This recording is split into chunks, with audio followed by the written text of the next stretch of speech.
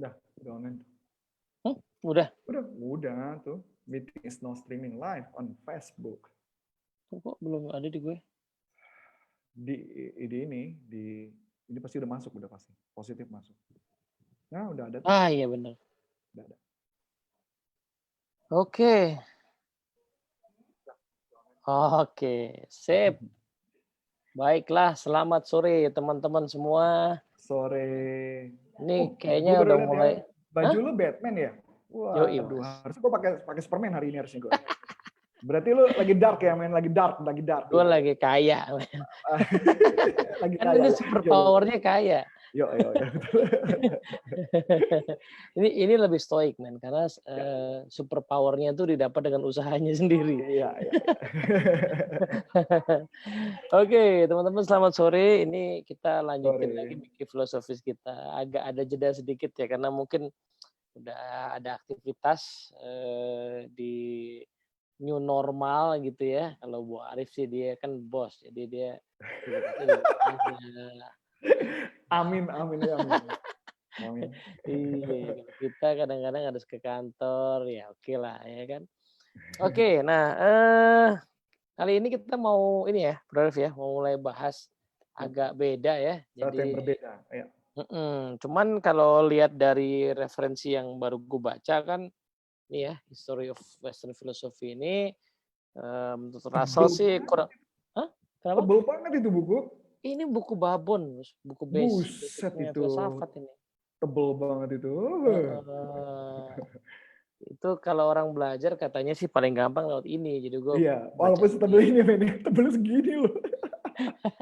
Ini dari masa Yunani pra-Sokrates ya, sampai masa-masanya Russell ini tahun-tahun sekitar 50-an apa sebelum 50-an ya.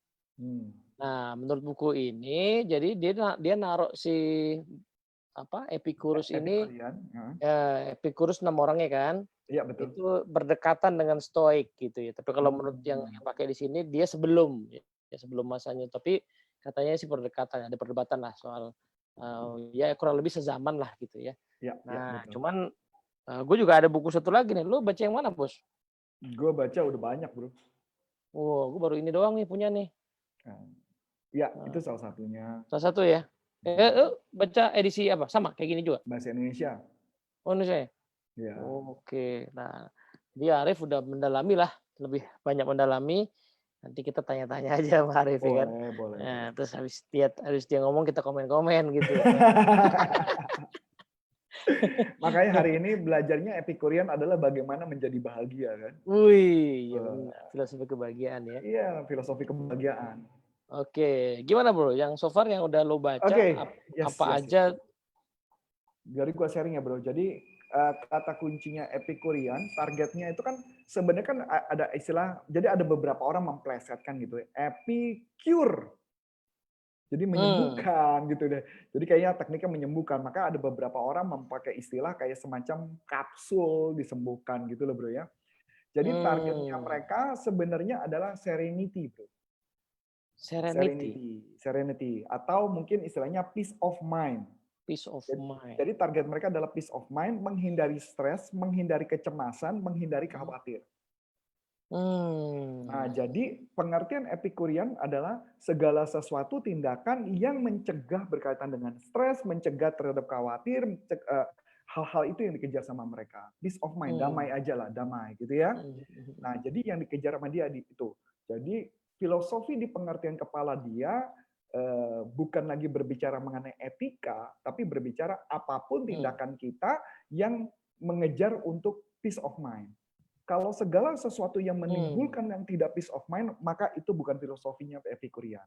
Makanya ada beberapa orang mengatakan, kalau stoik, kita menjadi stoik, stoik itu kan targetnya adalah be a good person. Etika ya. Be a good person. Tetapi ketika kita happiness karena menjadi stoik, itu kategorinya bukan stoik. Tapi menjadi Epicurian. Karena jadi istilahnya kita menjadi stoik, tapi yang sebenarnya dikejar adalah Epicuriannya. Wah, ribet gitu lah. Iya. Konsepnya itu. Nah, Ini buat udah kita mulai main kombinasi-kombinasi gini nih kombinasi ya. nih. Walaupun kalau buat kita nggak usah dipusingin lah, apapun itu selama mengejar kebahagiaan itu yang kita kejar. Udah gitu aja kan. Ya kan Apapun yang kita lebih baik namanya ya namanya mikir filosofis kan. mikir Ya, jadi yang filosofis penting ya. mikirnya itu ya mikirnya. Nah, jadi target mereka adalah tindakan untuk mengejar hidup yang baik. Target mereka itu. Jadi Hidup yang baik. tindakan mengejar kebahagiaan. Jadi kebahagiaan good life lah. Hmm. Good life itu suatu kebahagiaan. Nah, jadi di kacamata mereka ya, jadi kalau mama kita bagi ya, saya bagi menjadi 3 kebutuhan. Jadi ada 3 kebutuhan tindakannya mereka. Kebutuhan yang pertama adalah kebutuhan utama. Kebutuhan yang kedua adalah kebutuhan, tetapi kebutuhan yang menjadi sebuah tidak keharusan.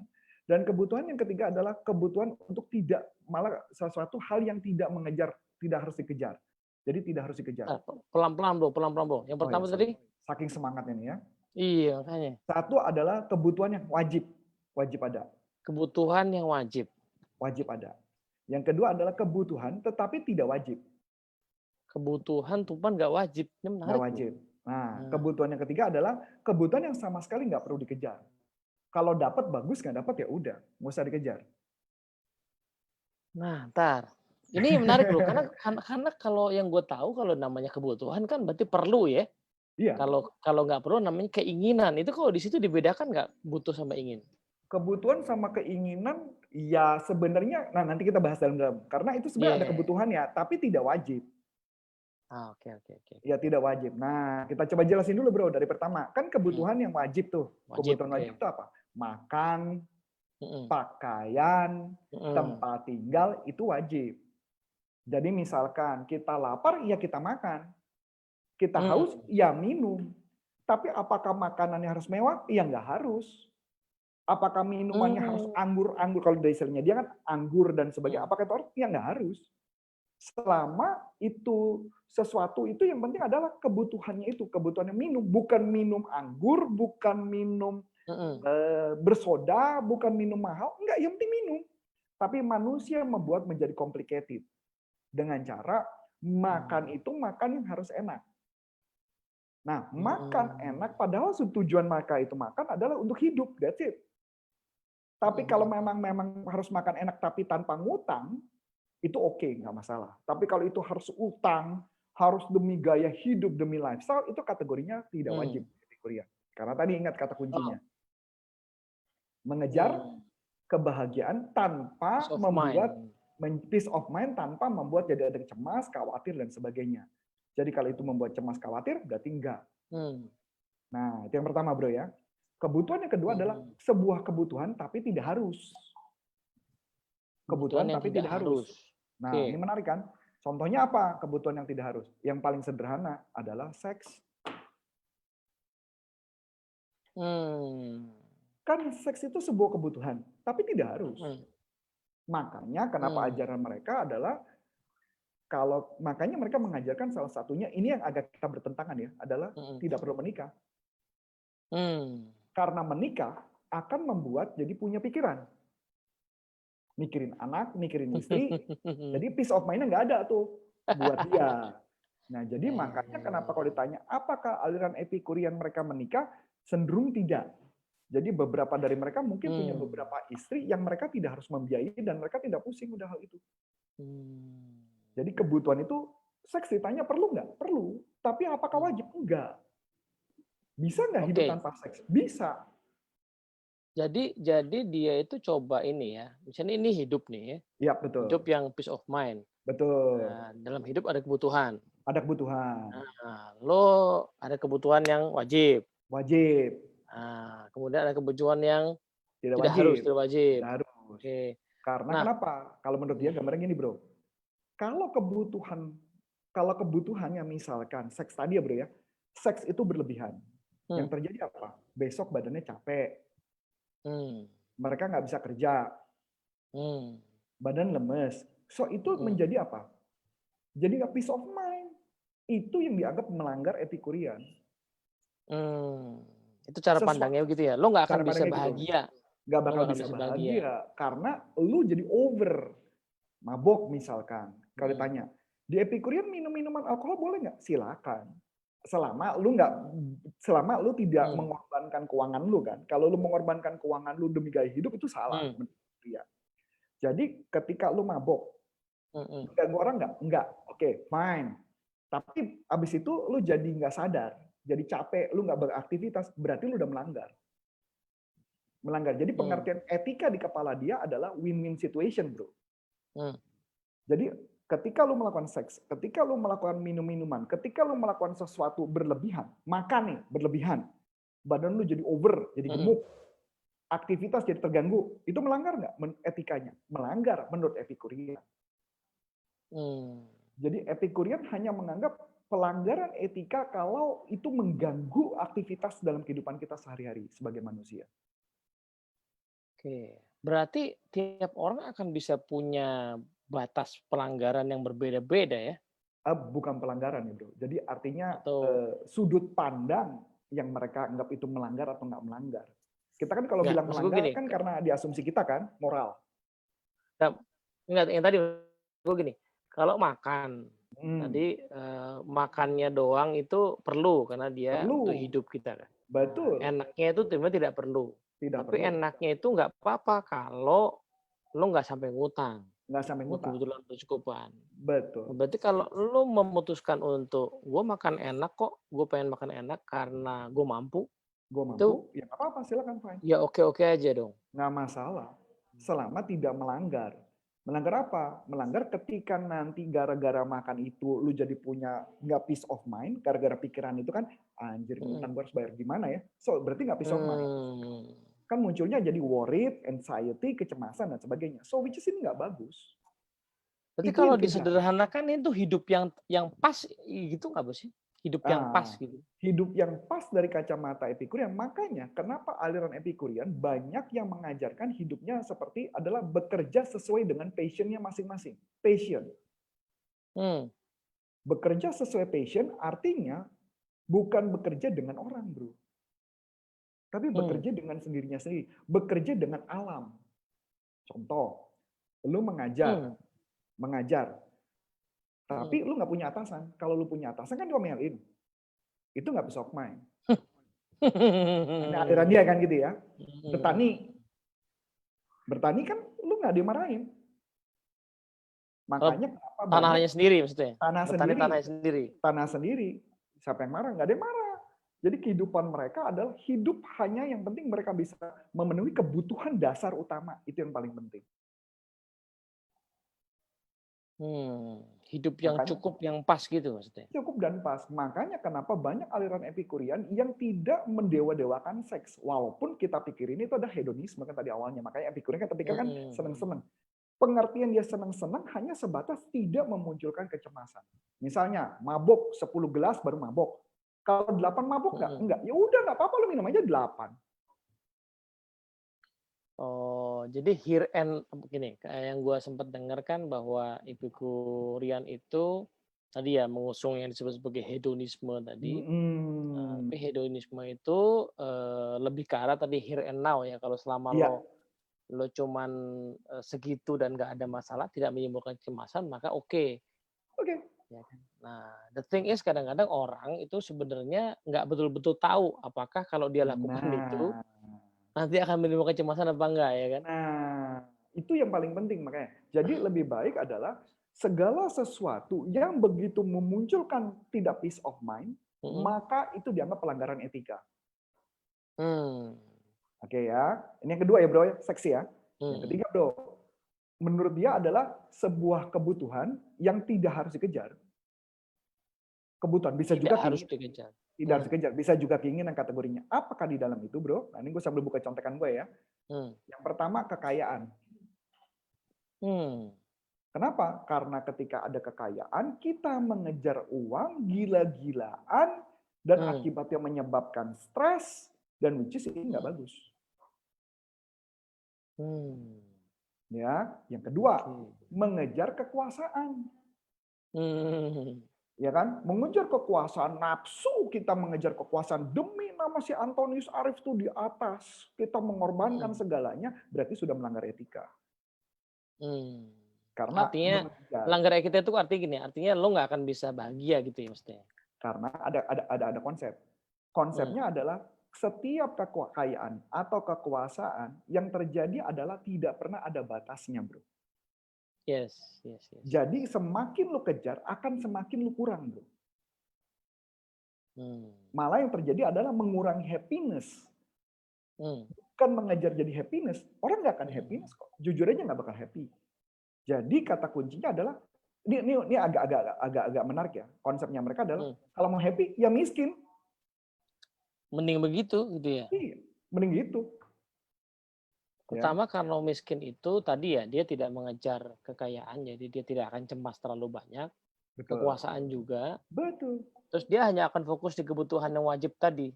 Betul. Dan satu lagi bertiga, nama baik, bro.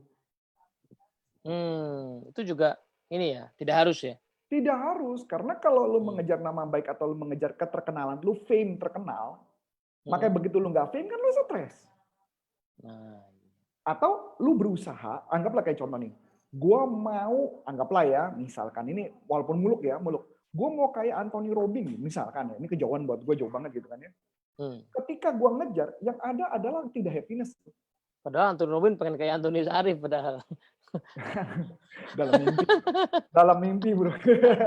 Jadi maksud gua, ketika mengejar menjadi Anthony Robbins, yang ada adalah lu berusaha jauh lebih keras, lu mati-matian, lu gila-gilaan, dan akhirnya lu tidak mengejar. Dan ini buat teman-teman yang nonton ini bukan berarti, ini kita ngomong tentang epikurian ya, jadi kebetulan alirannya mereka ya, bukan kita menunjukkan bahwa ini adalah yang paling benar, tidak. Ya. Kita lagi bahas epikurian. Nanti disangkanya, wah ajaran kita adalah tidak perlu berusaha maksimum gitu. Wah, nanti gawat ya. Nanti abis ini gue dibelkesi. Padahal itu produk lo kan ya. Tidak produk, karena itu gue nggak jual bro. Ini kan cuma hanya diskusi kan gitu ya. Jadi di konsep mereka adalah money not by happiness, but by stress bro. Money itu nggak membeli kebahagiaan, tapi bisa membeli stres. Memberi stres. Nah, ya kan? Ya enggak? Karena mengejar nama baik, mengejar apa, dikejar, semua dikejar. Nah, ini alirannya mereka mengatakan itu. Jadi makanya kalau kita mau hidup dengan yang bagus, normal, adalah kita nggak perlu uang banyak. Dalam konteks epikurian ya, nggak perlu uang banyak, sedikit bekerja, ya, dan perlu juga lebih santai menjalani kehidupan. Kita harus lebih santai. Sorry ya, kalau gue ngeliat ke bawah ini gue lagi lihat contekan soalnya.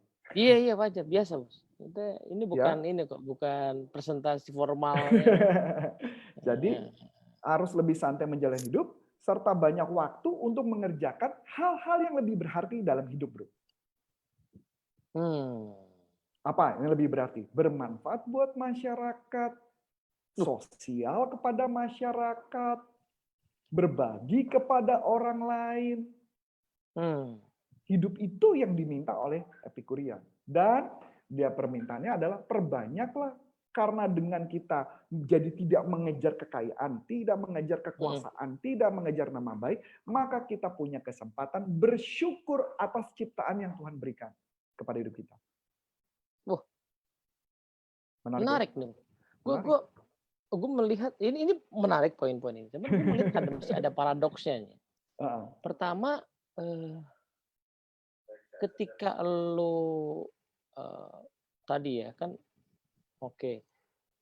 mungkin kata kuncinya di tidak mengejarnya. Jadi gini, kalau memang berbuat kepada masyarakat itu sesuatu yang bagus,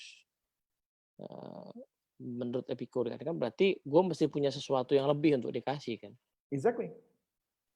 Nah, padahal untuk mencari yang lebih itu belum tentu uang. Karena yang penting kan tadi kan pengertian nih. Kalau lu jadi penyanyi, lu dibayar, lu happy nggak? Happy. Kalau lu ngejar kekuasaan, gue mau kayak Noah, kan ngejar kan? Jadi mungkin bisa dibilang bahwa lu mau jadi penyanyi tadi, point passion tadi ya, silakan, lu melakukan. Nah, dalam proses melakukan itu mungkin aja lu impact-nya tiba-tiba lu dikasih kekayaan, tapi bukan karena lu kejar nih. Bukan karena lu kejar. Menarik ya? Nangkep poinnya di situ ya. Ya walaupun kalau lu tanya gua, apakah gua akan melakukan itu dalam kondisi kalau kita masih usia produktif sih nggak mungkin sih aliran ini akan gua jalani. Tapi aliran ini akan gua jalani ketika gue sudah menjelang masa pensiun. Tapi memang konsepnya menarik. Ya kan tapi gini, gue baru nemu sambungannya nih Bos. Kalau pemaparan lo tadi bisa di apa bisa di eh, sambungin ya di pikiran Ya, gue ya. ya, ya, ya. Jadi artinya kan ujungnya bahagia tadi kan. Betul. Bahagia terjadi ketika lo terbebas dari kecemasan, ketakutan gitu kan. Betul. Nah, untuk bisa cemas dan takut, pertama lo mesti sadar bahwa hanya ada kebutuhan yang wajib, makan, misalnya gitu kan. Kan, Tapi tidak harus enak. pakaian, tempat tinggal, Pakaian tempat tinggal.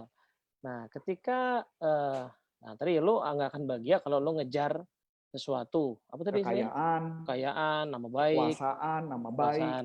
Nah, jadi lo sebenarnya cukup fokus mengerjakan sesuatu yang lo minati. Betul. Nah, ketika sesuatu yang lo minati itu menghasilkan kekayaan, bukan karena lo kejar, it's okay. Oke, Ya kan? Karena lo bisa bikin makanan yang enak, tapi kan bukan karena betul. lo berambisi ya. Betul. Betul. Di situ lo bisa bahagia gitu ya. Betul. Ah, oke. Jadi tidak, kalau ibaratnya itu kalau Antonius Arif benar-benar menjalani hidup epikurian, gue nggak akan bikin perusahaan, bro. Belum tentu kan, Bos. Bisa jadi gini, karena ketika punya perusahaan kan gue muncul stres karena karyawan. Nah, cuman kalau itu lo ngerasa itu passion lo, itu yang lo bagus, that's what you are good at. Ingat, kata kuncinya peace of Eh. mind, bro. Kata kunci peace of mind. Nah iya, misalnya lo bikin perusahaan yang tadi tuh, yang tidak mengejar kekuasaan, tidak mengejar kekayaan, just because you are good at gitu. Tapi yang pertanyaannya adalah, emang kalau punya karyawan lu nggak akan ada problem apa? Nah kalau lo rasa itu kekuatan lo gimana? Kayak gini Bos. Ya, I don't know ya. Tapi Iya, kalau gue bilang, gue lagi mencoba mengupas ya. poinnya nih. Karena gue pernah baca yang salah satu ceritanya Warren Buffett kan. Salah satu orang terkaya kan. Dia orang kaya banget, cuman kok hidupnya sangat sederhana. Untuk ukuran dia itu sangat sederhana. Rumahnya ada rumah yang dia beli 50 tahun yang lalu nggak pernah nambah, padahal ke atas ini kan. Kemudian mobilnya juga, makannya masih McD tiap pagi. Seorang nanya, terus lo ngapain bikin perusahaan segede gitu, ya kan? Sementara lu cuma hidup begini. Jawaban dia menarik, bro. Kalau otentik ya, tapi kayaknya sih otentik sih dia. Dia bilang begini, ya ini gue bagus, gue jago aja melakukan hal ini. Jadi bukan karena dia pengen.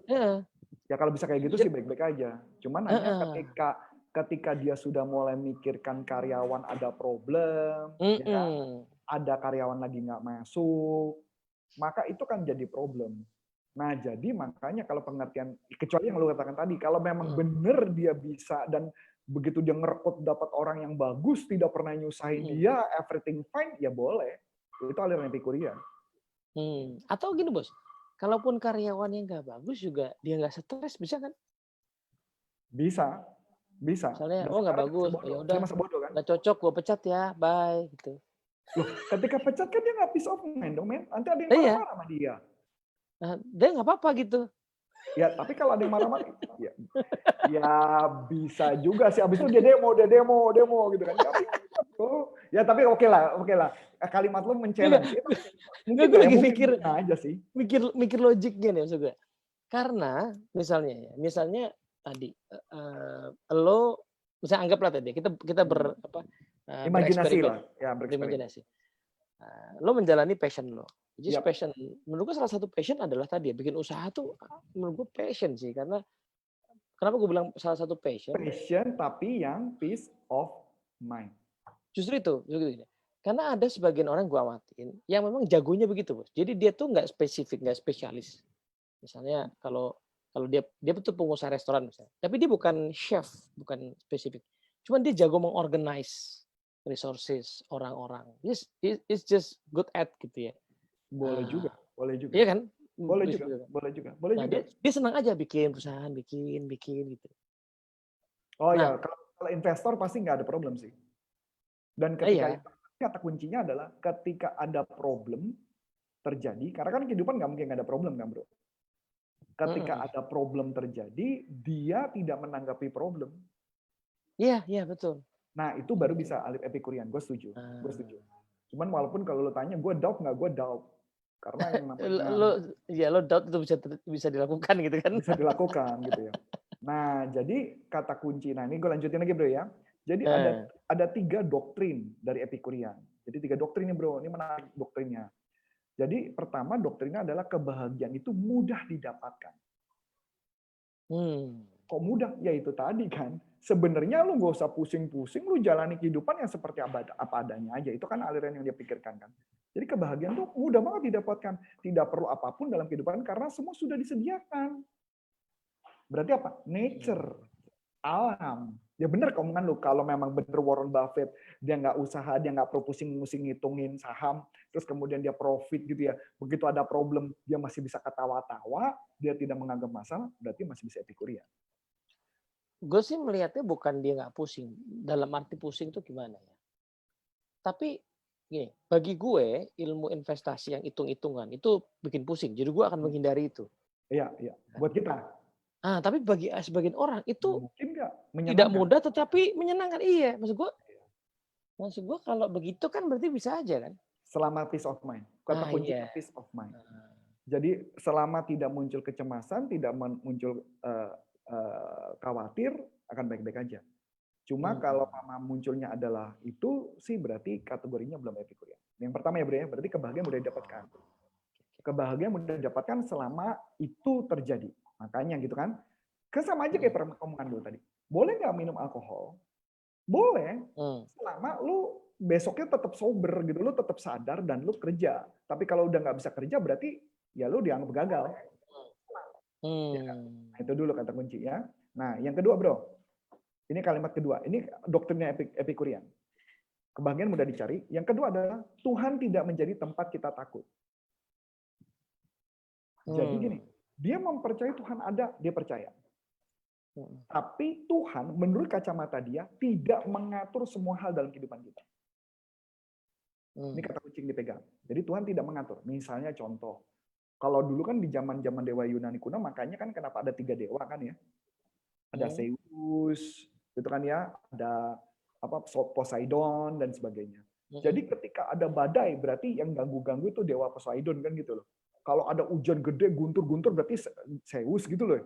Nah, dia menganggap bahwa Tuhan itu adalah cuma hanya menciptakan, selesai, sisanya hidup lu sendiri yang ngatur. Bukan Tuhan yang ngatur. Karena dulu memang kepercayaan dulu kan ada meteor lewat, berarti dewa lagi ngapain gitu ya. Siapa sih? Mars gitu ya, dewa Mars gitu. Itu yang terjadi. Maka dia bilang, kita jangan terlalu banyak kepikiran tentang itu. Tuhan memang menciptakan itu semua. Nggak mungkin seluruh benda ini ada, gitu ya. Apalagi kalau aku senangnya dengan Thomas Aquinas, bro. Thomas Aquino itu mengikuti konsepnya Socrates apa Plato. Thomas Aquinas itu kan santo ya, salah satu santo di Katolik. Dia ceritakan. Dia bahkan sampai ada rumus, ada lima hal yang dibahas bahwa Tuhan itu ada. Ada bukti. Jadi ada bukti bahwa Tuhan itu ada. Itu menarik tuh bro. Jadi salah satunya dia bilang begini, nggak mungkin benda itu bisa berputar kalau nggak ada yang muterin. Jadi istilahnya tuh kayak benda didorong dulu tuh jadi muter. Nah, yang muter pertama siapa? Logiknya begitu. First act gitu. First act-nya. Nah, jadi di gambaran ini mengatakan Tuhan itu apa ya? Tuhan itu tidak mengatur manusia sampai sejauh itu enggak. Tidak, itu cuma manusianya yang harus berusaha. Jadi jangan apa-apa nyalain Tuhan, apa-apa nyalain Tuhan, apa-apa nyalain Tuhan. Oh badai, nggak ada ikan, itu Tuhan yang salah, gitu loh. Jadi kan itu berarti antitesis dari tadi ya mitologi ya, karena mitologi itu kan memandang tadi tiap politeisme bahwa tiap kejadian itu ada Tuhan yang ada dewa yang bertanggung jawab loh. Ada dewa yang bertanggung jawab, bahkan sampai mereka menganggap ini agak bertentangan dengan agama kita ya bro ya. Bertentangannya adalah mereka mempercayai bahwa nggak usah dipusingin mengenai afterlife itu, nggak usah dipusingin. Afterlife itu nggak ada. Kita memang benar, dan dia adalah menurut gua Epikurean adalah salah satu aliran yang mempercayai tentang kuantum fisik bro. Dia percaya banget dengan kuantum fisik. Jadi semua hal ini adalah atom. Bahkan gue punya ada buku itu sampai semua hal tuh dibahas, diobservasi sama dia. Jadi semua ini atom. Jadi dia mengatakan bahwa Tuhan itu adalah atom. Sudah selesai, itu urusan lu, habis itu sisanya. Nah makanya jadi dia bilang afterlife nggak usah dibahas. Karena kebanyakan seluruh agama menurut dia adalah yang dibahas adalah afterlife. Contoh, ini ajarannya agak membuat kita kesel ya kalau baca Epikurean yang dalam arti ini. Ngomongnya gini, contoh. agama, menurut dia ya, agama akan memunculkan perpecahan. Yang terjadi manusia perpecahan dan munculnya adalah penderitaan. Wah, ini kacau ya, Bu ya. Teman-teman yang baca, yang dengar omongan saya ini, saya barisnya yang ngomong Epikurian, bukan Antonius Epikurian ya. Nanti saya barisin dulu. Jadi, kenapa gue ngomong ini, bro? Karena kalimatnya gini, Epikurian mengatakan, contoh, waktu di zaman dulu, di zaman Yunani kuno dulu, kenapa ada seorang raja yang mau berperang, tapi minta tolong sama dewa, dia mempersembahkan anaknya untuk dibunuh, bukan dibunuh kalimatnya, dikurbankan untuk supaya kerajaannya menang. Sampai ada cerita puisinya, sampai nangis-nangis si rajanya, rakyatnya nangis-nangis cuma demi karena rajanya berkorban untuk anaknya. Berkorban untuk rakyatnya, sorry, bukan anaknya. Berkorban untuk rakyatnya dengan cara mengorbankan anaknya. Nah, ini pertanyaan menarik. Dia bilang, ini ajaran ngaco menurut dia. Tuhan tuh tidak mengatur sejauh itu. Sampai ada beberapa dibahas gitu ya tentang perang berikutnya sampai membawa perang agama. Apakah benar itu Tuhan yang melakukan itu, gitu kan? Itu cuma hanya kotak-kotaknya manusia saja, bukan Tuhan nggak ada yang menciptakan. Tapi Tuhan tidak mengatur manusia kehidupan seperti itu. Ingat yang ngomong kali ini Epikurian, bukan Antonius. Iya, cuman poin ini menarik, Bu. Gue ada titik setujunya sama poin ini. Iya, oke. Gimana, Bro? Jadi kemarin tuh gue dapat satu ceramah lah gitu dari yang lagi happening tuh namanya Gus Baha itu. Beliau bilang gini, bahwa kalau pakai bahasa nyantai ya, lo mesti bedain antara kebenaran, ini nyebutnya satu kebenaran absolut, satu lagi kebenaran relatif apa subjektif gitu gue lupa. Ya. Jadi kebenaran absolut itu ada, ya. Jadi misalnya Tuhan itu tadi menurut logika Tuhan itu pasti ada. Jadi first act tadi kan. Ya, first act. Cuman the thing is ya kalau pakai NLP ya, the map is of the territory. The thing is kita tuh nggak bisa memahaminya secara langsung. Kita pasti lewat kebenaran subjektif. Nah, kebenaran subjektif inilah yang kemudian menjadi berbeda-beda tadi itu. Betul. Nah, jadi even kalau misalnya ungkapan lo tadi bahwa agama itu bisa sampai perpecahan. Bukan ungkapan gue, itu Epikurian ya. Iya. Itu bisa jadi betul, karena kita melihat dalam sejarah kan, sejarah agama selalu penuh dengan perang.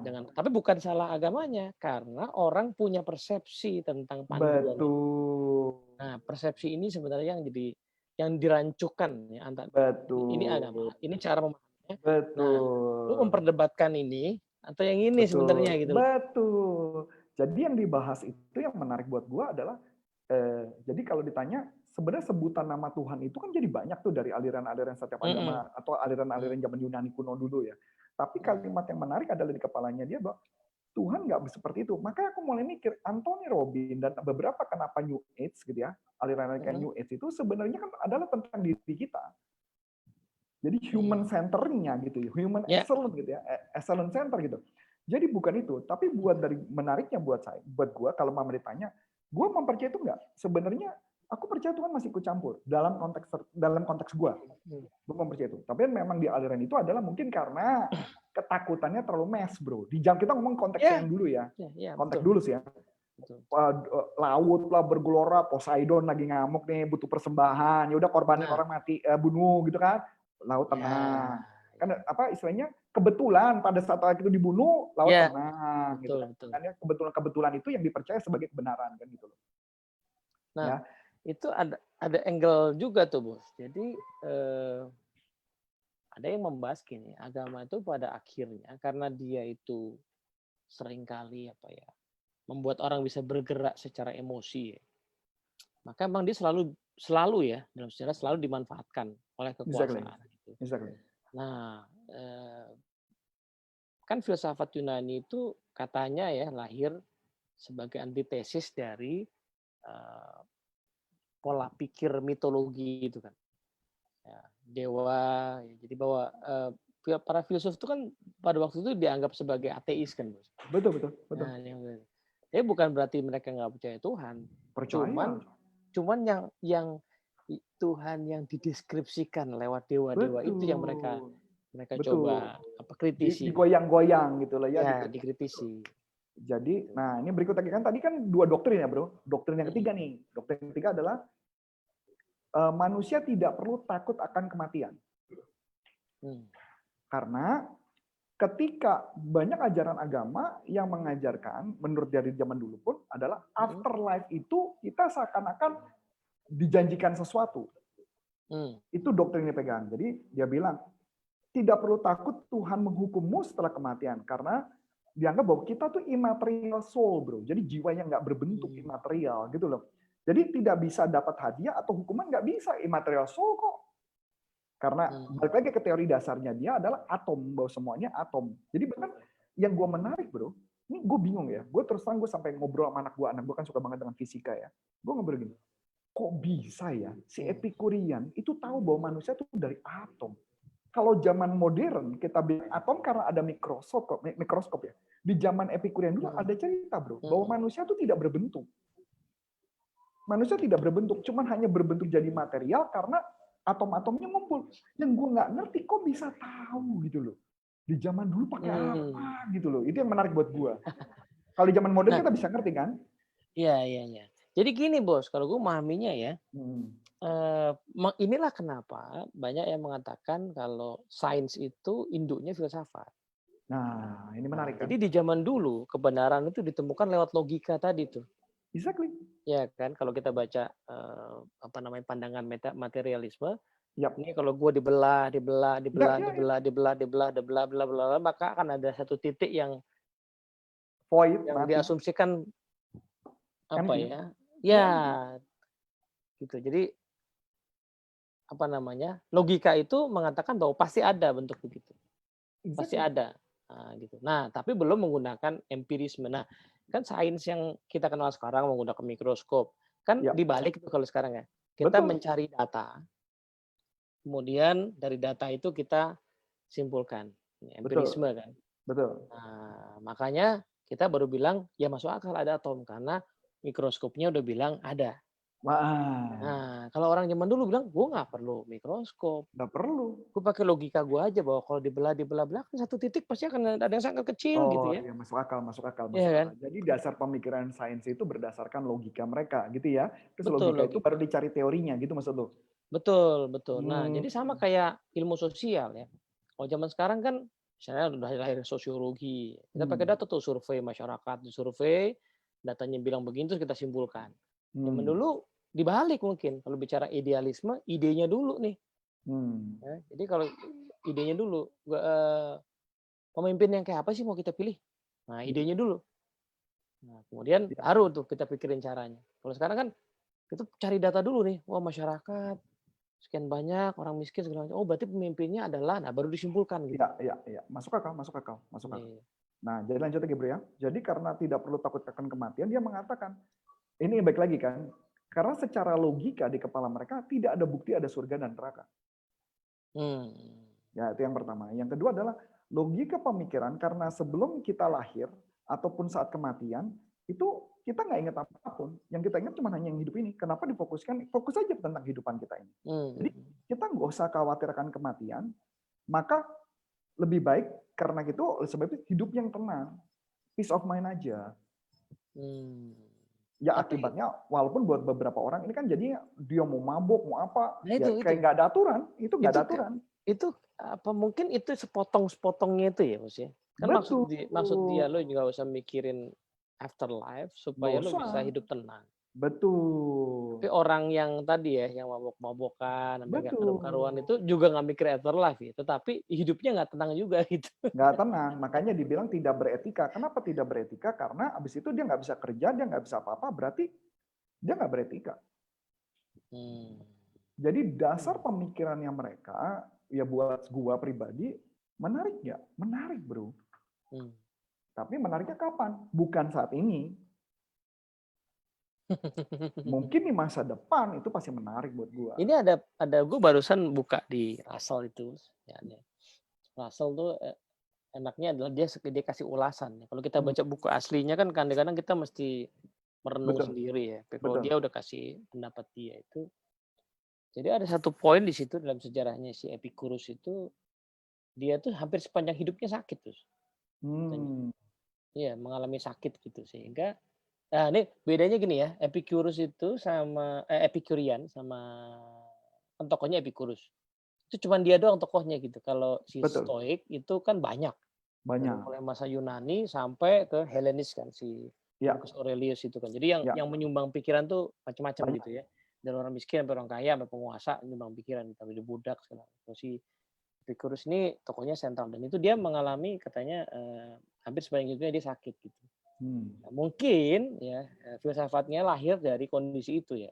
Hmm. Nah, jadi Dan ada yang menariknya, ada beberapa hmm, orang menganggap dia kayak nabi, bro. hmm, Dia disamakan, ada beberapa cerita dia tuh disamakan hampir kayak mirip kayak cerita Yesus, bro. hmm, Jadi, tapi makanya oleh sebab itu banyak sempat waktu zamannya beberapa para petinggi gereja itu sampai melarang si Epikurian itu, bro. Epicurus. Epicurus. Epikuriannya apa Epicurus sih, Bos?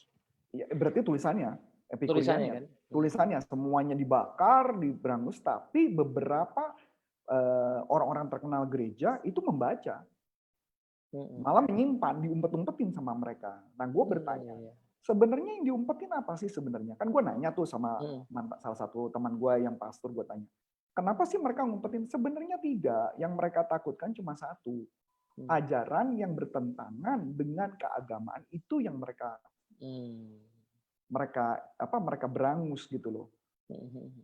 Misalkan tentang pemikiran Tuhan tadi gitu loh. Iya iya iya. Pemikiran itu yang dicegah sebenarnya. Tapi ajarannya enggak. Sains, apakah sains dilarang? Tidak. Sains yang melanggar menurut Mhm. sudut pandang agama itu yang menjadi problem. Makanya kan cerita tentang Galileo Galilei kan waktu itu kan sampai dihukum mati tuh. Mhm. Nah, itu konsep itu sebenarnya yang ditentang.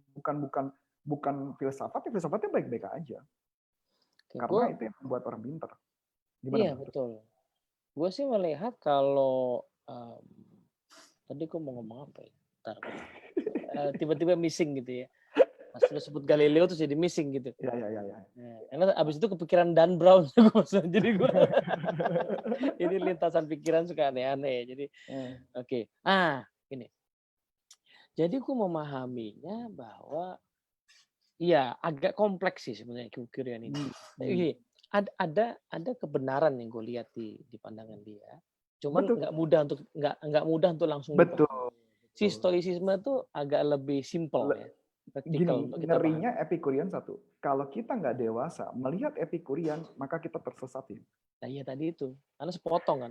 Lo Iya, lo harus cerita A sampai Z dulu, iya, iya. A sampai situ dirangkai baru oke, I get it Baru. gitu kan. Nah, kalau lu cuman A sampai B sampai C, nah itu kan misalnya dia cuma bilang pokoknya kejar kebahagiaan. Nah, udah tuh. Oh, ngeri tuh. Apalagi seorang anak remaja yang nggak cari Nah, uang, nggak cari rezeki, dibilang, iya. gue Epikurian, nah, mati lah kita, mati aja udah. Iya, itu agak kompleks. Tapi memahami bahwa si Epicurus ini tadi ya, sepanjang hidupnya katanya dia sakit, maka gue jadi masuk akal. Oh, kenapa pandangannya demikian? Hmm, Kenapa dia menghindari kecemasan, rasa takut. Dia tidak hmm, berpikir afterlife ya, karena mungkin ya kalimat kan kalimat itu selalu harus kita pahami dalam konteks kan. Ya kan. Gua sebagai seorang muslim misalnya, kan hmm, percaya afterlife. ya, Tetapi gua akan ngomong, "Lu jangan kebanyakan ngomongin afterlife, itu kerjaan di depan lu selesaiin." Gua akan ngomong gitu hmm, juga ya, kepada ya. orang muslim yang, yang penting akhirat." Wah, iya kerjaan lu kerjain gitu. Nah, gua akan ngomong gitu juga. Tapi kan kalimat itu tidak bisa digeneralisir ya Nggak kan, bisa, nggak bisa. gitu. Ya, jadi, gue membayangkan begitu sih. Jadi kan nah sebaliknya kepada orang yang ngejar duit banget gitu ya, sampai sakit-sakit gitu, segala cara gue akan bilang, lu inget mati loh, nanti itu nggak lo bawa mati. Jadi akan ada konteks di mana Ada kalimat-kalimat itu balance, iya. Makanya memang heeh, buat kita yang paling sederhana, memang stoik itu di dalam stoik itu kan ada desire ya bro. Power of mhm. desire. Sebenarnya power of desire itulah yang diambil dari Epicurian. Sebenarnya itu sangat membantu di satu sisi. Gimana tuh, Bos? Cuma, Word of ya kan desire. desire kan mengejar kenikmatan. Manusia mengejar Oke oke kenikmatan, oke. menghindari kesakitan. Kan itu aliran itu yang dipakai desire itu Mhm. kan tuh. Tetapi mengenai asennya atau ada representasi, ada kejadian tertentu yang langsung dibuat opini, itu tidak pernah dibahas. Karena buat dia selama itu tidak mengganggu kehidupan orang lain, itu dianggap masih etis. Selama itu mengganggu. Jadi kalau lu kaya, lu menghalalkan segala cara, ada orang yang ribut, ada orang yang dirugikan, so itu berarti tidak etis. Jadi dia pengertian etis adalah tidak boleh membuat ada pokoknya peace of mind aja, nggak boleh ada yang ribut aja jadinya. Jadi makanya kenapa kalau dia kan kita balik lagi konteks dulu Yunani ya. Gue juga baru ngerti, dulu gue pikir ya, contoh seorang Caligula. Caligula adalah raja Romawi. Yunani kan? Romawi ya Caligula. Nah, Caligula itu punya istri. Kemudian dia punya anak buah. Anak buahnya dia pelayan cakep. Ceweknya diajak tidur. Walaupun cewek itu udah punya suami. Nah, sedangkan yang si suami harusnya merasa bersyukur karena istrinya dia ambil buat tidur sama dia. Ya dong. Tapi dalam konteks ini itu nggak diterima. Kenapa? Karena lu merugikan suaminya karena suaminya kan jadi kesel. Berarti nggak peace of mind. Ya walaupun lu jawab, gua peace of mind kok, gua nggak merasa bersalah kok gitu kan. Nah itu. Tapi itu merugikan dia. Which is itu tidak diterima oleh Epikurian. Jadi peace of mind-nya Epikurian tuh gimana caranya bos? Karena barusan contoh lu itu menarik. Tidak menimbulkan, kalau gua kaya, gua penguasa, gua melakukan hal yang buruk kan, gua akan ngambil sepotong dari itu. Gua peace of mind. Yep. Tetapi itu merugikan orang. Nah, gimana nih menyatukan? Sebenarnya kata kuncinya serenity. Arti serenity itu kan kalau di bahasa Indonesia artinya ketenangan ya. Serenity itu kan ketenangan, ketentraman. Itu artinya. Ya. Aduh, sinyal kita. Kok sinyal kita hilang nih? Ya. Sinyal kita. Oh, kemana nih Bang Arif? Kayaknya. Halo bro, sorry bro. Tadi listrik gua mati. Oh. Kantor gue tumen mati. Pantesan. Jadi makanya gue pindah langsung pakai wifi. Langsung pakai ini. Gue ragu-ragu, gue yang mati apa lo yang mati? Gitu. Gue yang mati. Ya lanjut bro. Jadi kuncinya adalah serenity kan ketenangan. Jadi selama itu menciptakan ketenangan, ketentraman itu kan berarti bukan gue aja yang tentram bro. Nggak ada orang lain yang gue rugikan kan? Oh, jadi world view-nya harus luas juga ya? Betul bro. Jadi bukan the only one masalah gua saja, tapi tentang orang lain pun juga dibahas di sana. Oke. Jadi karena kalau jadi kalau misalnya kasusnya Raja tadi ya, anggaplah dia sekarang tenang gitu ya. Tenang, dan orang tuh bersyukur terima kasih karena istri lu gua ajak tidur kan. Kan jadi poinnya, tapi kan someday mungkin aja dia bisa problem kan, dia dibunuh. Betul. Dan memang ceritanya Caligula akhirnya dibunuh dengan orang-orang itu. Dan gilanya lagi kalau di dalam film-film yang gue tonton, katanya rata-rata cewek-cewek itu diajak tidur dan suaminya ngeliat.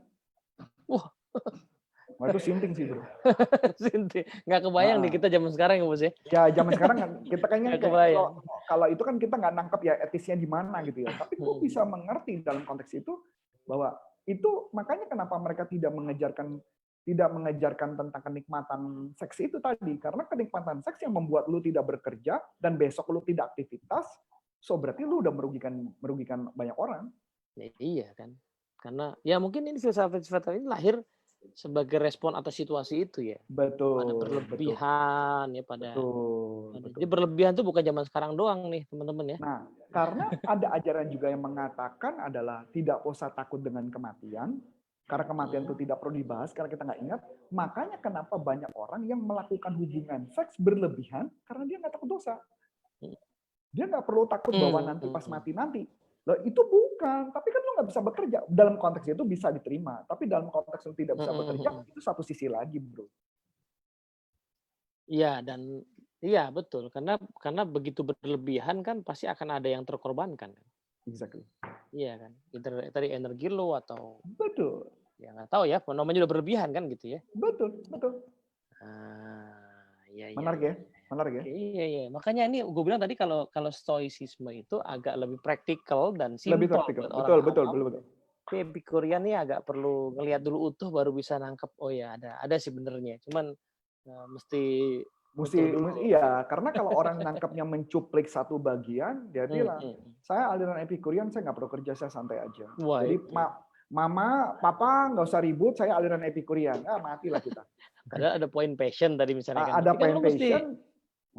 mesti jalanin itu dengan baik ya untuk melayani orang tadi kan. Makanya kenapa dia, dia satu lagi bro. Kebahagiaan itu menurut dia didapat melalui teman-teman. Nah. Bukan pasangan, bukan keluarga. Kebahagiaan itu sama teman-teman. Artinya, lebih baik kita teman-teman yang punya satu tujuan sama, kita punya misalkan bertani, anggaplah kita ngomong petani lah, kita ngomong petani. Petani itu ngeriung after panen, ngobrol-ngobrol, itu adalah kebahagiaan yang sesungguhnya menurut mereka. Itu kebahagiaan menurut mereka. Tapi masih agak misteri buat gue soal keluarga itu, Bos. Ya iya pastilah, itu kan bukan maksud gue ya gue nggak tahu dia berkeluarga nggak. Tapi tepatnya dia pernah beberapa kali dengan wanita, tapi pengertian yang menikah itu agak abu-abu. Agak beda kan waktu itu kan juga mungkin aturannya lain. Tepatnya sebenarnya dia ada beberapa wanita sih. Ya maksud gue gini,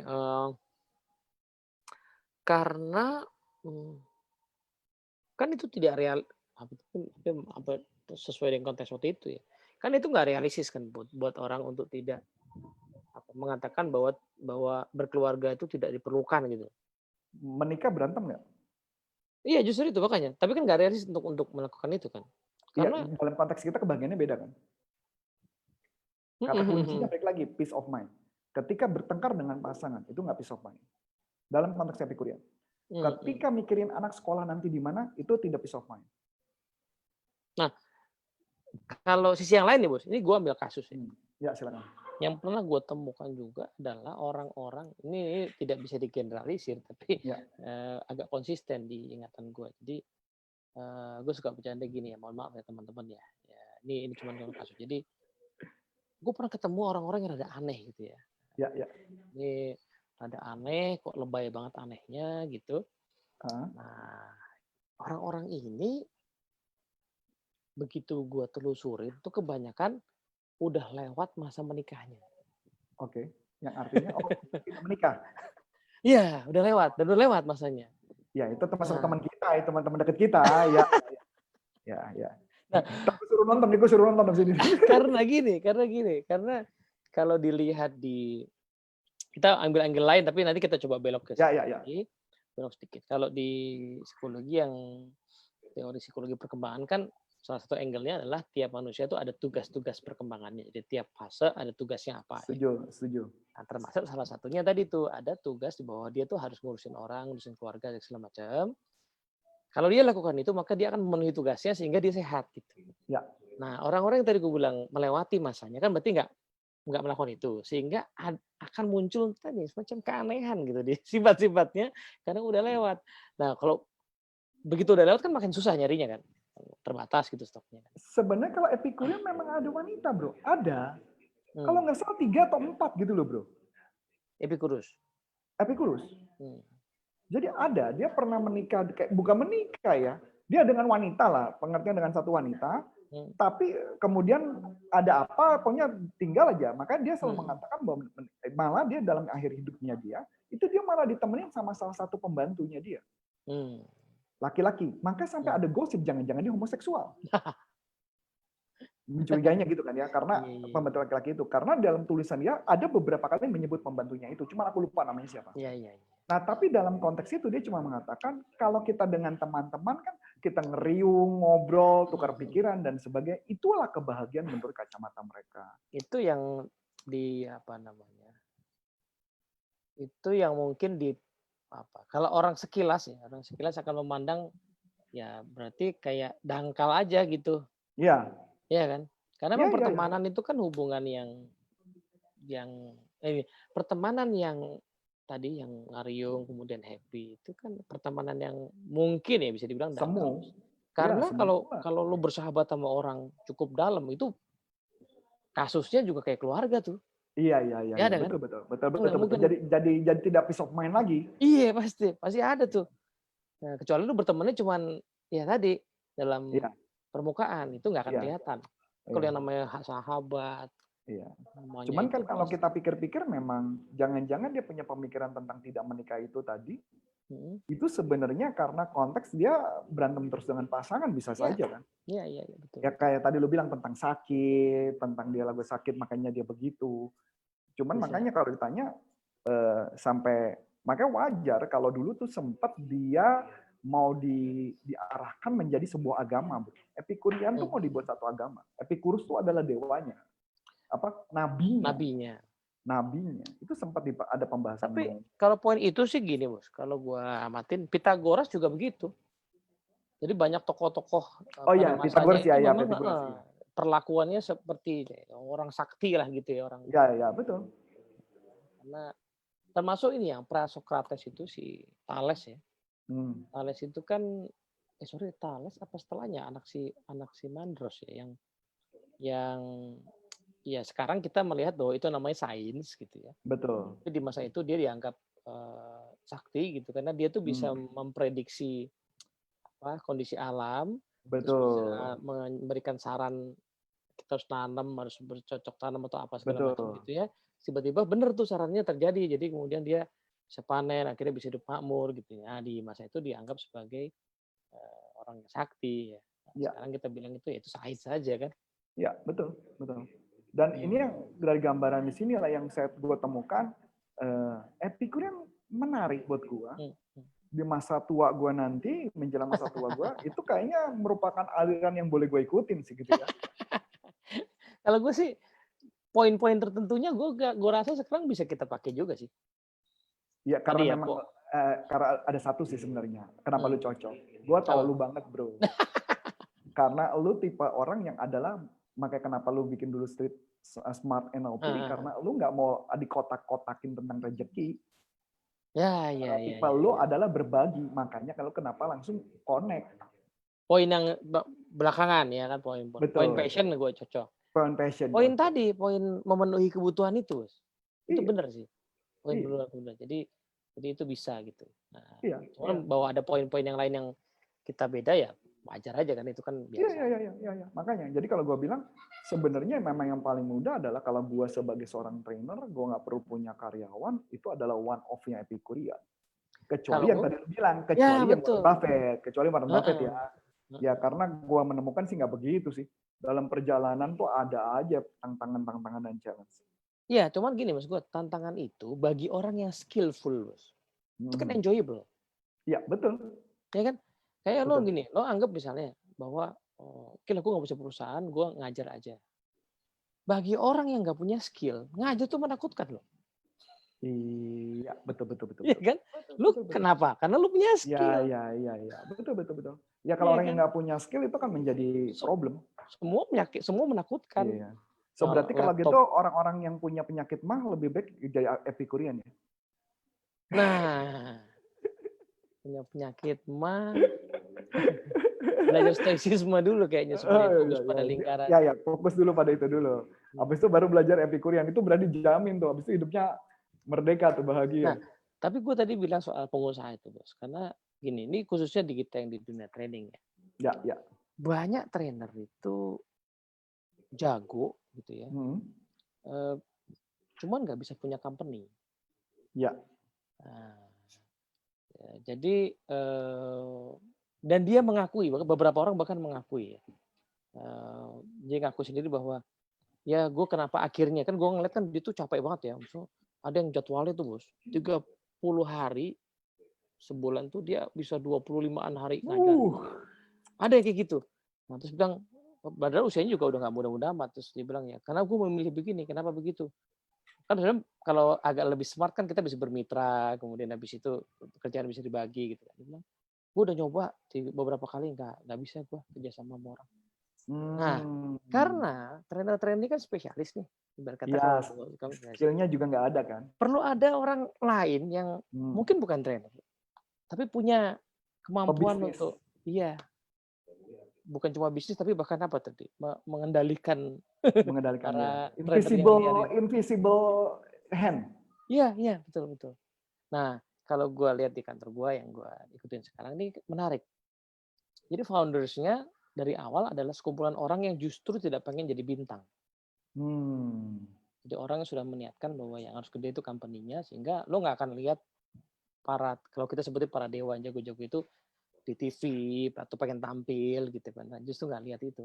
Tapi menariknya itu yang membuat kemudian dia mungkin bisa stay ya, bisa bisa Ya, bisa bisa ada terus gitu ya, nggak khawatir ada yang sakit atau apa.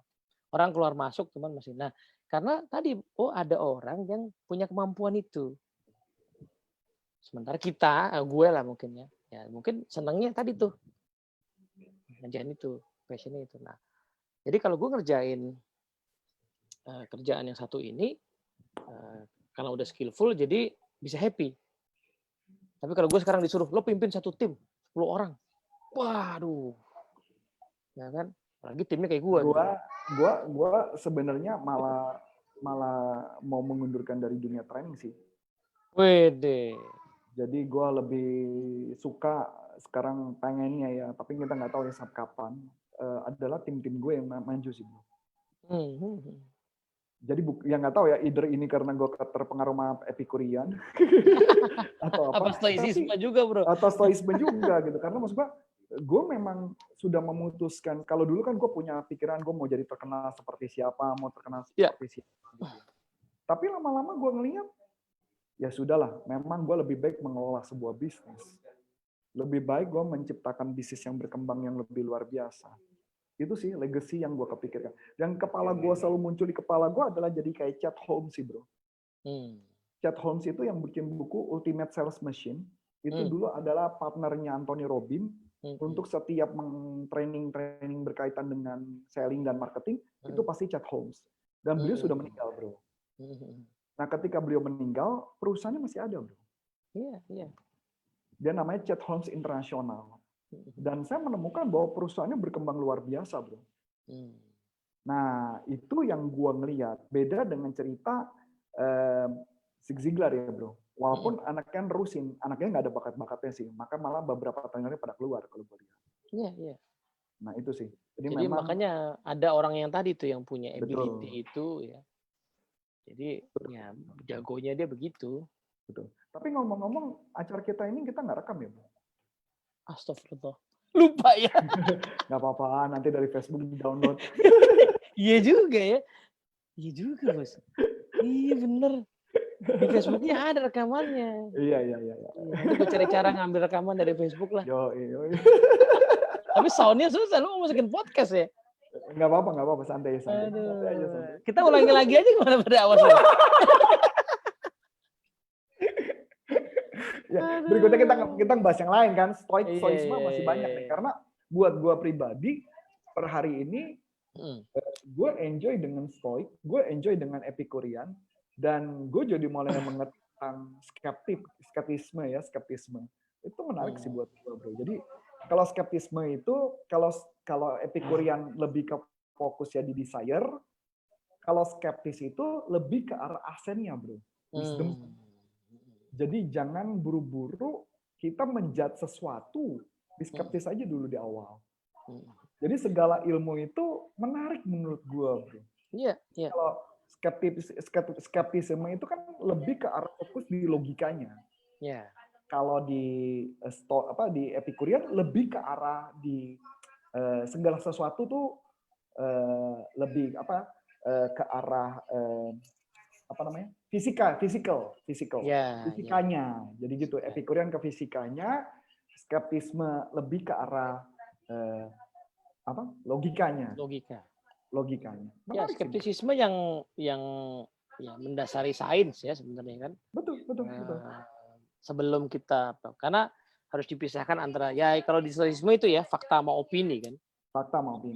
Jadi nah ini poin menarik juga karena kalau gue lihat yang tadi gue angkat itu menarik ya. Belajar filsafat itu yang paling kerasa ya adalah belajar untuk exercising mind gitu. Betul.